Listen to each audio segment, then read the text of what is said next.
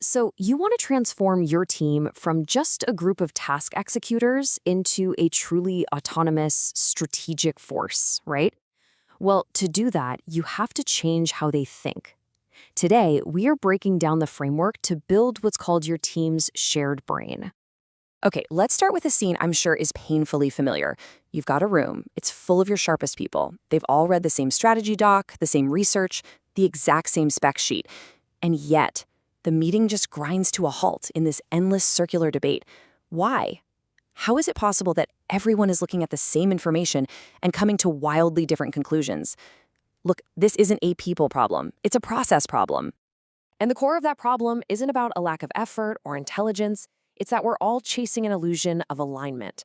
And frankly, we're using tools that were never, ever designed for the job. We pour hours, countless hours, into crafting these perfect, polished documents, or PRDs, or research reports, believing they're going to create alignment. But here's the hard truth. They don't.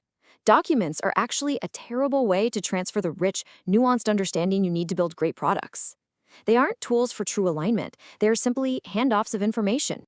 This right here is the crucial paradigm shift. The old way treats artifacts like deliverables.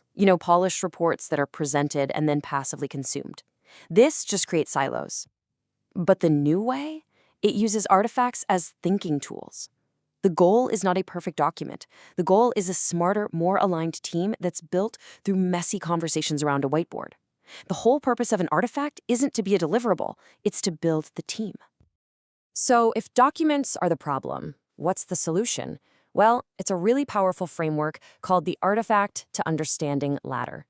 The end goal here isn't a better document. It's about building what Teresa Torres calls a shared brain.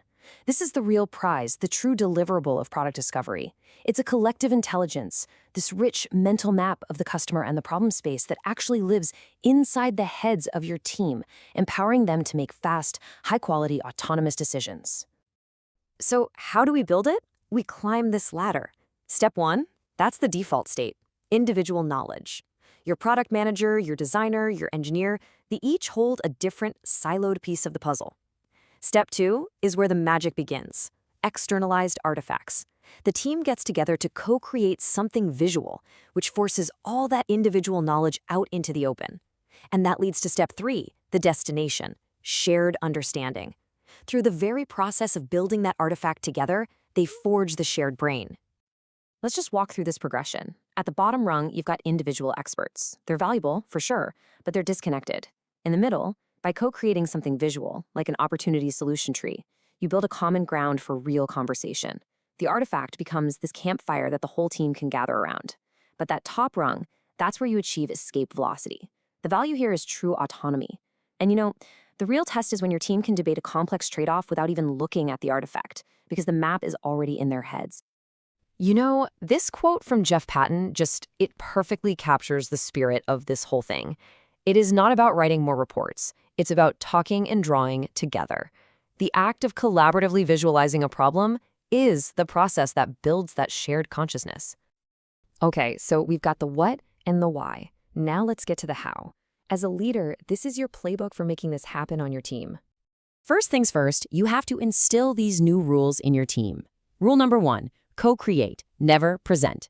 From now on, ideas are born together in a workshop, not revealed in some formal meeting. Rule 2, keep it messy. Seriously, whiteboards and sticky notes invite people to contribute, polished decks just intimidate them. Rule 3, these artifacts are props for a conversation, not scripture. Point at them, argue with them, erase them. And finally, you got to test for understanding. Ask someone to explain the strategy without the artifact in front of them. That's how you'll know it's really sinking in. Now, even more importantly, you have to change your own behavior. Stop asking for status decks. Instead, say, hey, walk me through your current thinking on the whiteboard. Start judging the quality of your team's debate, not the pixel perfection of their diagrams. Your job is to create the conditions for this to thrive. That means stable teams with long-term ownership. And when you need an update, don't ask for a summary. Ask the team to lend you their brain by walking you through their living, breathing artifacts. All right, theory is great, but it's useless without action. So let's get super practical. Here is your action for this Monday morning. That's it. It's that simple. Block 1 hour on the calendar with your product trio. Pick one customer problem that you're wrestling with. Get in front of a real or virtual whiteboard and just start mapping it out together. Don't aim for perfection. Aim for a shared conversation. This single act is the first step up that ladder. So I'll leave you with this question. If the cleaners came in overnight and wiped your team's whiteboard clean, what would you truly lose? If the answer is just the drawing, you're still treating artifacts as deliverables. But if the answer is, not much, because the understanding now lives in the collective mind of your team, well then you are well on your way to building a shared brain